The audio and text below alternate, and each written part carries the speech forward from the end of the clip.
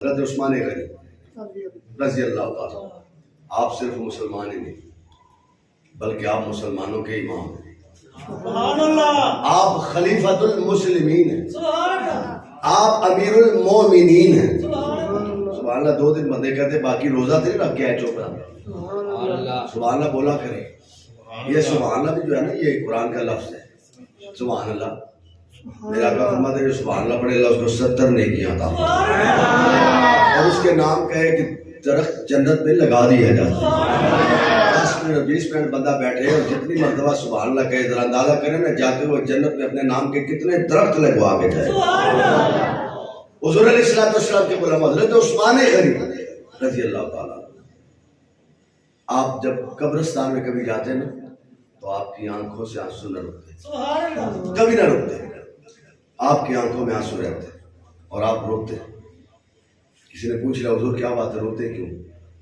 تو آپ نے فرمایا سنو، یہ جو قبرستان میں لیٹے ہوئے یہ بھی ہمارے طرح چلتے پھرتے، دنیا کی نعمتوں کو استعمال کرتے تھے، اللہ نے ان کو بڑی نعمتوں سے نواز رکھا تھا، آج ان کی قبروں کی مٹی خراب ہو رہی، اس مٹی میں بھی جان نہیں رہی ہے، مٹی بھی مر چکی ہے۔ تو میں اس بات سے روتا ہوں، اللہ کے خوف کی وجہ سے روتا ہوں کہ ایسا نہ ہو کہ یہ موقع چلا جائے اور میں زندگی کو سنوار نہ سکوں۔ میں اس لیے روتا ہوں کہ میرا ایک لمحہ بھی اللہ کے خوف کے بغیر نہ گزرے۔ اور آپ قبرستان میں جاتے ہیں اتنی دیر میں جتنی دیر میں تدفین ہوتی ہے اپنے مسلمان بھائی دنیا سے جانے والے کی، ہم قبرستان میں کھڑ کے دنیا کی باتیں کرتے ہیں۔ حضرت عثمان غنی رضی اللہ تعالیٰ نے کبھی دنیا کی بات نہیں کی قبرستان میں جا، آپ وہاں ہنسے ہیں، ہم تو کہہ کے لگا کے ہنس رہے ہوتے ہیں، ادھر میت کو دفنایا جا رہا ہوتا ہے۔ کیوں؟ ہمارے دل میں خوف نہیں۔ اگر دل میں خوف ہو قبرستان جا کے کوئی ہنس کیسے سکتا ہے؟ کیسے کوئی کہہ کے لگا سکتا ہے؟ کیونکہ حضور سرور کائنات صلی اللہ علیہ وسلم کے غلاموں یہ وہ مقام ہے کہ قبروں کو دیکھ کے ہر بندہ نصیحت پکڑتا، وہ بھی زندہ تھے، دنیا میں زندہ تھے، اور اللہ نے ان کو ہر طرح کی نعمت سے مالامال کر رکھا ہے۔ پتہ یہ چلا کہ دنیا کی زندگی وہ کامیاب زندگی ہے جس میں اللہ اس کے رسول کی رضا موجود ہے، اور وہ رضا والی زندگی کون سی ہے؟ وہ دینی زندگی ہے۔ کون سی زندگی ہے؟ دینی زندگی۔ دنیاوی زندگی یہ جنت کا راستہ نہیں ہے، دنیاوی زندگی ابو جہل ابو لہب والی زندگی ہے، جہنم میں جانے والی زندگی ہے۔ اس کا مطلب یہ ہے کہ دنیا کو برباد کر لو، دنیا اچھی نہ رکھو، نہیں، دنیا اچھا رکھو، اللہ مکان دے اچھا بناؤ، سواری ہو اچھی لو، اللہ کی نعمت ہے۔ رب فرماتا ہے فَبِأَيِّ آلَاءِ رَبِّكُمَا تُكَذِّبَانِ، یہ اس کی نعمت ہے، کیا کیا نعمت ہے اس نے ہمیں عطا نہیں کر رکھی۔ لیکن جب مسئلہ آئے اللہ کی رضا کا تو پھر ساری دنیا کی نعمتوں کو ایک طرف رکھ دو، پھر اللہ کی رضا کو حاصل کرو، پھر اللہ کی رضا کو حاصل کرو، اس کو راضی کرو، اس کو مناؤ، اس کی رضا جو اس کو سامنے رکھ کے زندگی گزارو، پھر اللہ تم سے راضی کرو۔ میرے آقا کریم علیہ السلام کے غلام، ہمارے پہلے جو اسلاف تھے نا ہمارے بزرگ، وہ بات کو سمجھانے میں بڑا اچھا طریقہ اختیار کرتے تھے، اور لوگ بھی اچھے ذہن والے تھے، سمجھ جاتے تھے۔ آج تو اولاد بھی غصہ کرتی ہے، بھائی ہو تو وہ بھی غصہ کرتا ہے، ہمسایہ ہو وہ بھی غصہ کرتا ہے، شاگرد ہو وہ بھی غصہ کرتا ہے، مرید ہو وہ بھی غصہ کرتا ہے۔ آج تو کچھ ہمارا لیول اتنا بڑا ہو چکا ہے کہ ہم بات کو الٹ لے لیتے ہیں۔ لیکن یاد رکھنا میرے آقا کریم علیہ السلام کے غلاموں، دین کی بات ہر بندے پہ فرض ہے وہ مومن تک پہنچائے، دوسرے بھائی تک پہنچائے۔ جتنا بھی آپ کے پاس دین ہے آپ کے اوپر امانت ہے کہ وہ اپنے مسلمان بھائی تک پہنچا۔ تو ہمارے بزرگ تھے اسلاف میں سے، وہ کسی شخص کو کہتے، جب وہ ملتا تو کہتے یار داڑھی رکھ لے، تو وہ بات سنتا چلا جاتا، بات آتی جاتی رہتی۔ ایک دن وہ بزرگ جلال میں آ گئے اور وہ جوان آیا اور اس کی داڑھی پہ ہاتھ رکھا، ایسے ہاتھ رکھ کے کہنے لگے اے تے مانتا ہی نہیں تو ہی مان جا، سبحان اللہ، اے تے مانتا ہی نہیں ہے تو ہی مان جا۔ دیکھنے والے کہتے کہ اس کے بعد اس کی داڑھی آئی ہوئی، داڑھی مان گئی، بندہ نہیں مانتا۔ دوستانی سے وکال کی وہ بات ہے، اور یہ بات تب پیدا ہوتی ہے جو اللہ کی رضا کے لیے کسی کو دعوت دیتے ہیں۔ یہ دعوت میں اثر بھی تب ہوتا ہے جب اس کی رضا ہوتی ہے۔ آپ بادشاہی مسجد میں لگے جائیں، چلے جائیں، مسجد کی جو سیڑھی ہے نا آپ نے دیکھی ہے کافی اونچی سیڑھی ہے, اس سے ادھر ایک قبر ہے ٹوانا صاحب کی. کیا نام بتایا میں نے؟ ٹوانا صاحب. وہ وزیر اعظم رہا ملک کے پاکستان, ہمارے ملک. لیکن جائیں وہاں کوئی دعا نہیں مانگتا, وہاں کوئی کھڑا نہیں ہوتا.